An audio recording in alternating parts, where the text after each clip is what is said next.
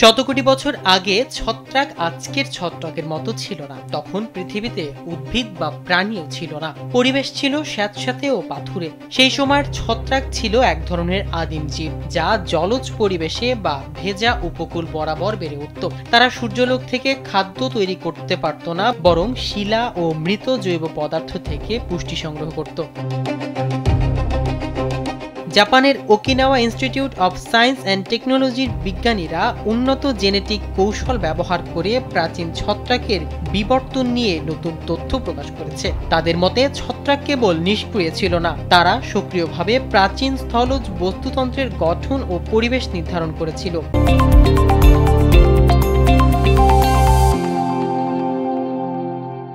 উদ্ভিদ নয়, ছত্রাকই প্রথম স্থলজ উপনিবেশ স্থাপনকারী হিসেবে কাজ করেছে।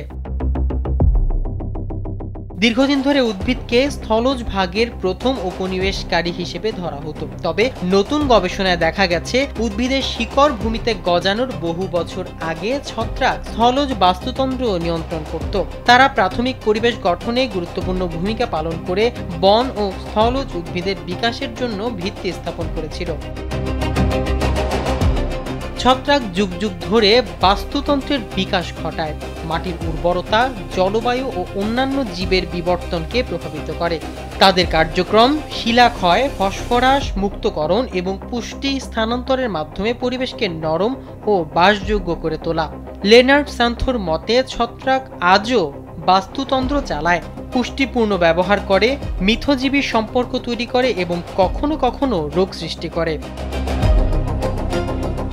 গবেষণার তথ্য মতে ছত্রাকের পূর্বপুরুষ প্রায় 90 লাখ থেকে 140 কোটি বছর আগে বিদ্যমান ছিল, যেখানে প্রথম স্থলজ উদ্ভিদ প্রায় 4 কোটি 70 লাখ বছর আগে আবির্ভূত হয়। অর্থাৎ ছত্রাক দীর্ঘ সময় ধরে পৃথিবীর জলজ ও স্যাঁতস্যাঁতে উপকূলীয় পরিবেশে বৈচিত্র্য তৈরি করে। পরবর্তীতে উদ্ভিদের বিকাশের ভূমিকা রেখেছিল।